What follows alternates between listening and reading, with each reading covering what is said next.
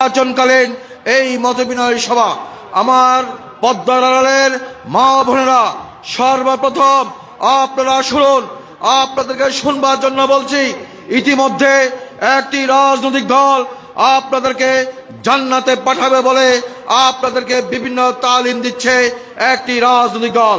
আমি আজকে বলতে চাই, যদি কোনো রাজনৈতিক দলের সেই ফরম পূরণের মধ্য দিয়ে, সদস্য হওয়ার মধ্য দিয়ে, ভোট দেওয়ার মধ্য দিয়ে যদি জান্নাতে যাওয়ার সুযোগ থাকতো বাংলাদেশে, তাহলে প্রত্যেক জায়গায় জায়গায় ওই সংগঠনটির নাম হতো, আর কোন রাজনৈতিক দল হতো না। আর ওই দলটির নাম দিয়ে যদি সদস্য হওয়ার সুযোগ থেকে যদি জান্নাতের বিষয় থাকতো, তাহলে সৌদি আরব জামাত ইসলামী নাম থাকতো, ইরানে থাকতো, মিডল ইস্টে থাকতো, আফগানিস্তান থাকতো, বা পৃথিবীর বিভিন্ন মুসলিম কান্ট্রিতে, তাহলে এই দলটির নাম থাকতো জান্নাতে যাওয়ার জন্য। আপনাদের কাছে ইতিহাস বলতে চাই, বাংলাদেশে নয়, এই দলটি পৃথিবীর প্রায় 23টি দেশে এদের সংগঠন আছে। এই দলের জন্ম হয়েছে 1942 সালে। ওই পাকিস্তানের একটি লোক এই দল জন্ম দিয়েছে, যেভাবে আওয়ামী লীগকে জন্ম দিয়েছিল মাওলানা ভাসানী, বিএনপিকে জন্ম দিয়েছিল শহীদ রাষ্ট্রপতি জিয়াউর রহমান, এই জামাতকে জন্ম দিয়েছে মাওলানা আবুল আলা মওদুদী নামে এক পাকিস্তানি লোক। এই দল পৃথিবীতে কোন জায়গায় 23টি দেশের সংগঠন আছে। 80 বছরের বয়সে কোন দেশে তারা ক্ষমতা আসে নাই, শুধুমাত্র এই ভণ্ডামির কারণে কোথাও তারা ক্ষমতা আসতে পারে নাই, কোথাও তারা ক্ষমতা আসবে না। সুতরাং আপনাদেরকে বলতে চাই, তাদের এই ফাঁদে পা দিবেন না আপনারা। তারা হচ্ছে আজকের এই বিজয় মাসে, তারা হচ্ছে আমাদের এই বিজয় লাভ না করার পিছনের শত্রু। আমরা আজ থেকে 55 বছর পূর্বে এদেরকে আমরা পরাজিত করেছিলাম। আমরা 55 বছর পূর্বে এই পূর্ব বাংলার 30 লক্ষ শহীদের বিনিময়ে আমরা তাদেরকে পরাজিত করেছিলাম। এরা পাকিস্তানের দোসর, এরা এদের ঠিকানা এখানে নয়। এরা সেই আবুল আলা মওদুদী পাকিস্তানের নাগরিক, তার সেই মতবাদ বাংলাদেশের সহ বিভিন্ন জায়গায় তারা বিস্তার করে ধর্মকে তাদের প্রধান হিসাবে নিয়ে রুজি রোজগার ছাড়া এর বাইরে আর কিছু নয়। তারা এই ধর্মকে সামনে নিয়ে তারা বিভিন্নভাবে মানুষের হৃদয়ের যে তারা সেখানে ধোঁকাবাজি ছাড়া আর কিছু নয়।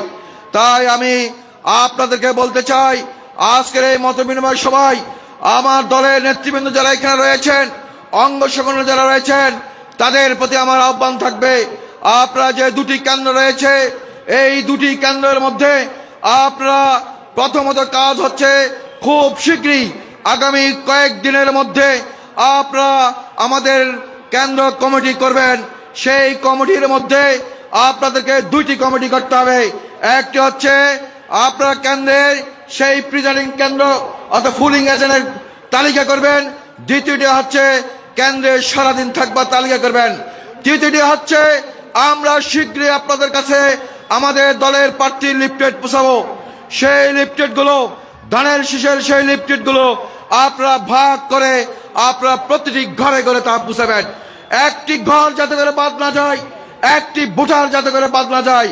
অপরদিকে আমার আহ্বান থাকবে, আপনারা এই 2টি কেন্দ্রে 8টি ভাগ করে বা 9টি ভাগ করে আপনারা 5 জন করে মহিলা নিয়োগ করে মা বোনদেরকে ধানের শীষে ভোট দেওয়ার জন্য আপনারা তাদের কাছে দাওয়াত দিবেন, যাতে করে কোনো অবস্থাতে ওই ধর্মভিত্তিক রাজনৈতিক দলের ফাঁদে ফা দিয়ে আমার আপনার মা বোনেরা যারা রয়েছে তারা যাতে করে কোনো প্রকার ভুল জায়গায় না থাকতে পারে।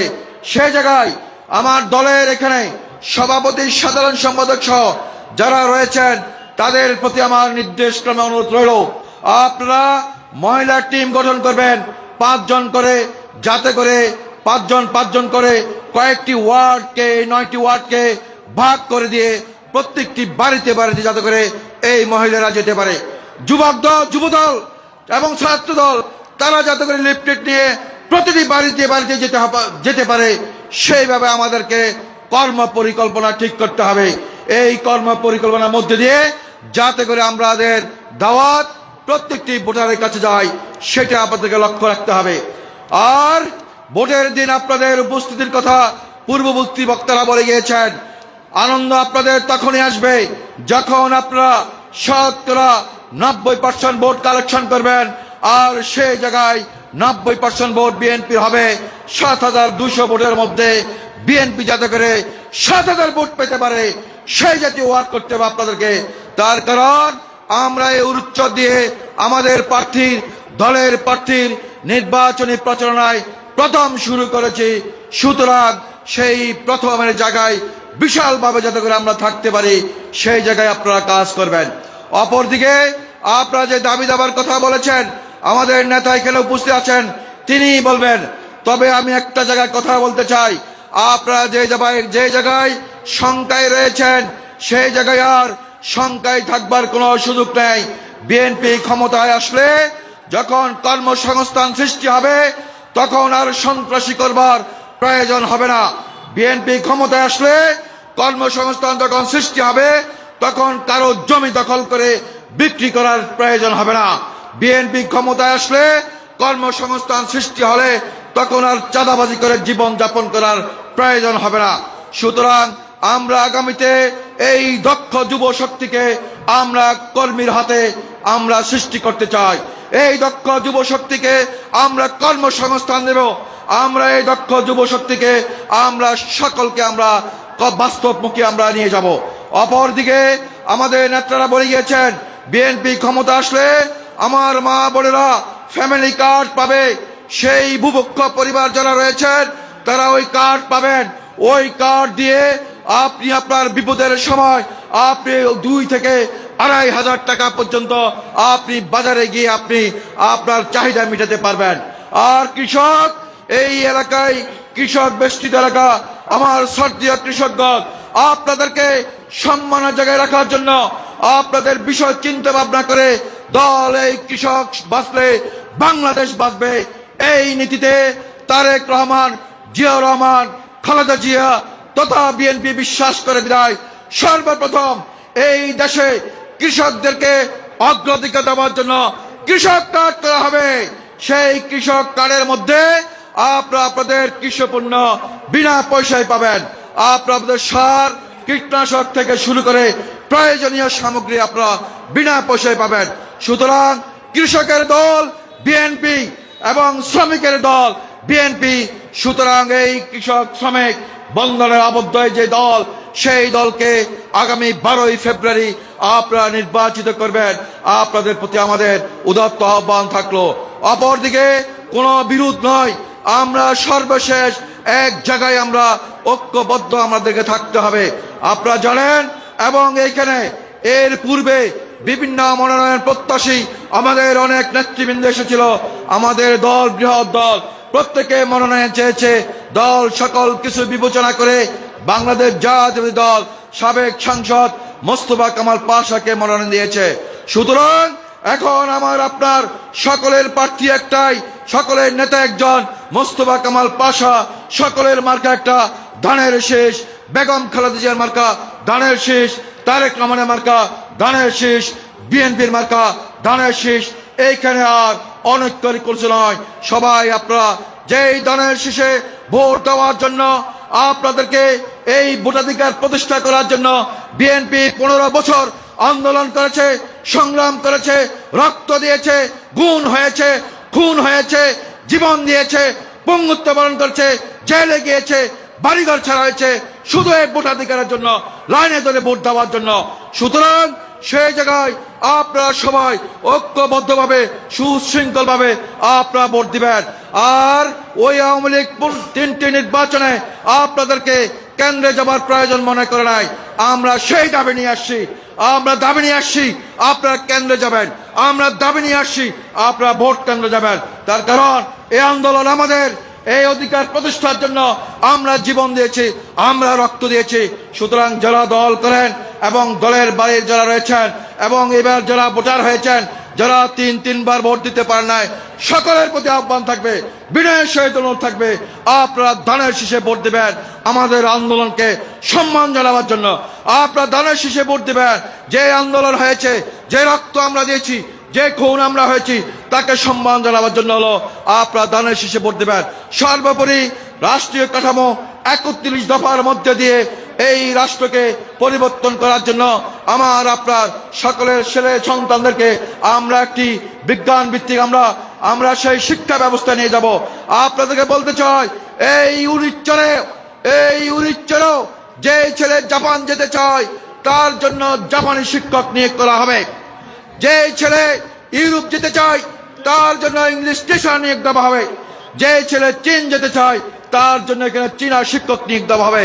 অর্থাৎ আমরা জ্ঞান ভিত্তিক শিক্ষা ব্যবস্থা চালু করব, আর সেই জ্ঞান ভিত্তিক শিক্ষা ব্যবস্থা চালুর মধ্যে দিয়ে এই সকল কিছু নিহিত থাকবে।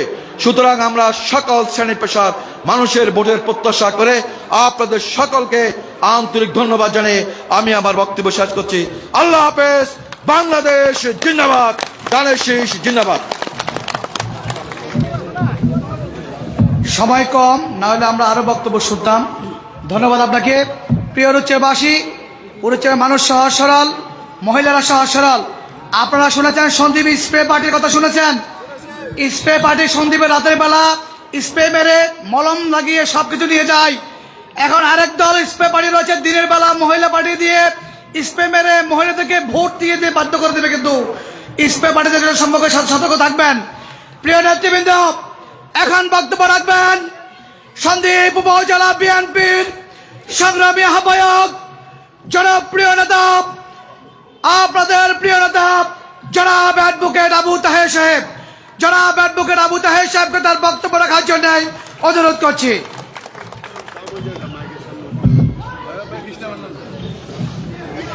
একটু জায়গা ছেড়ে দেন, ওই পাশে দেখেন প্লিজ।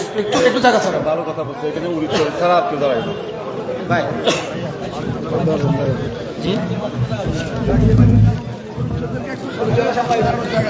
উড়িষ্যরের এই বিনা প্রয়োজনে দাঁড়িয়ে থাকি।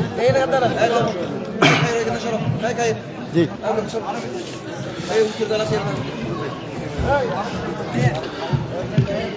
বিসমিল্লাহির রহমানির রহিম।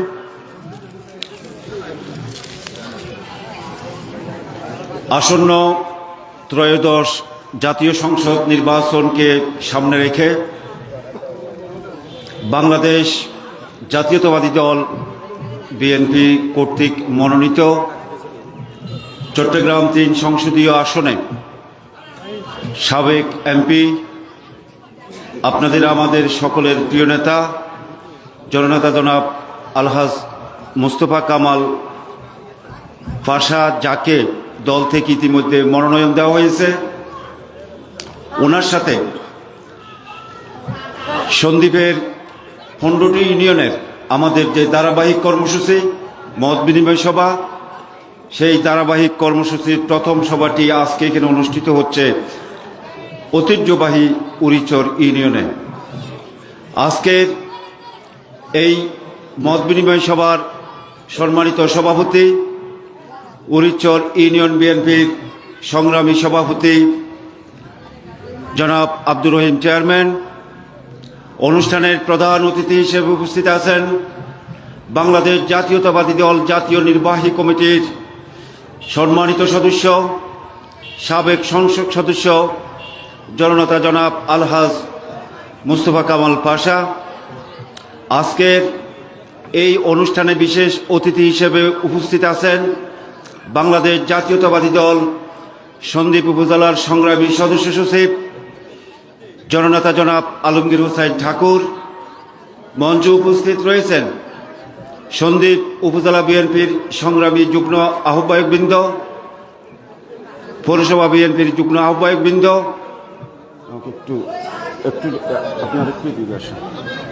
বিশেষ করে সন্দ্বীপ থেকে যে সমস্ত নেতৃবৃন্দ সকালবেলা কষ্ট করে এই উড়িচ্চরে এসেছেন, তারা সময়ের স্বল্পতার কারণে বক্তব্য রাখার সুযোগ পায়নি। আন্তরিকভাবে দুঃখ প্রকাশ করছি। অ্যাটলিস্ট